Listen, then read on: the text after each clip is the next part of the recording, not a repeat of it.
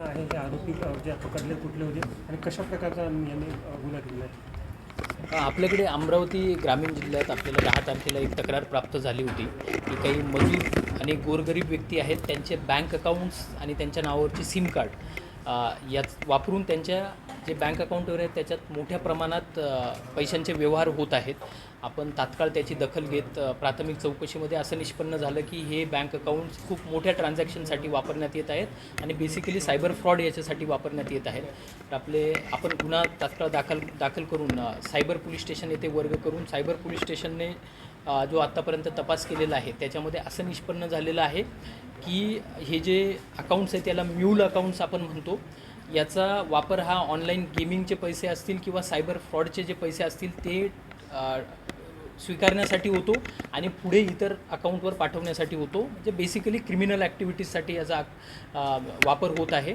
त्या अनुषंगाने आपण जी अधिकचा तपास केला त्यामध्ये गोवा येथे आपल्याला याचा ट्रेस मिळाला की तिथून हे सर्व ऑपरेट होत आहे. आपल्या टीमने सायबरचे जे PI आहेत आणि तसेच आमचे बाकीचे अधिकारी आहेत यांनी जाऊन गोवा येथे एक चांगला ट्रॅप लावून आपण रेड हँडेड तिथे 11 आरोपींना पकडलेलं आहे की जे तिथून कॉल सेंटर चालवत होते.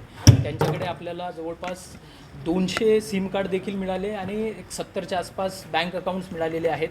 9 लॅपटॉप्स आहेत आणि 3 टॅबलेट्स आहेत जे त्याच्यावरून ऑनलाईन गेमिंग चालवत होते. आणि हे सिम कार्ड आणि बँक अकाउंटचा वापर हे मोठ्या प्रमाणात येणारा पैसा जो होता तो पुढे पाठवण्यासाठी करत होते. आता आपल्याला यामध्ये अजून एक गोष्ट अशी लक्षात आलेली आहे की आपल्या जिल्ह्यामध्ये इतरही काही गरीब वर्ग जो आहे किंवा मजूर वर्ग आहे त्यांचे असे बँक अकाउंट ओपन करून पुढे देण्यात आलेले आहेत. तर त्या अनुषंगाने मी आज सर्व अमरावती ग्रामीण जिल्ह्यातील नागरिकांना एक आव्हान करत आहे की आपल्यासोबत जर असं काही झालेलं असेल, आपले बँक अकाउंट सिम कार्ड जर कुणी घेतलेले असतील आणि आपल्याला काही पैशाचा लोभ देऊन काही रेंट दिलेला असेल तर तात्काळ आपण पुढे यायचं आहे. आम्ही सायबरचा हेल्पलाईन नंबर देखील त्याच्यामध्ये जारी केलेला आहे. आपण जे ॲक्च्युअल आरोपी आहेत साधारणतः किती करोड रुपयाचा यातून व्यवहार झालेला आहे आणि आरोपींची सिस्टम असू शकतात का, काय शंका? याच्यामध्ये अजून आरोपी नक्कीच निष्पन्न होतील. 3 आरोपी फरार आहेत आणि ते 3 फरार आहेत त्यांच्याकडून आपल्याला अधिकची माहिती मिळेल कारण ते इथलं पूर्ण नेटवर्क चालवण्याचं काम करत होते.